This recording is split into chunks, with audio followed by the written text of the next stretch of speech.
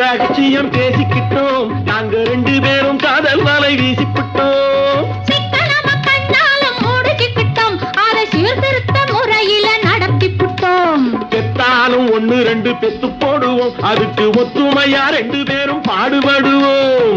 ஊதாரி பிள்ளைகளை பெக்க மாட்டோம், அது ஊரு வந்து வாங்கும்படி வைக்க மாட்டோம். நாங்க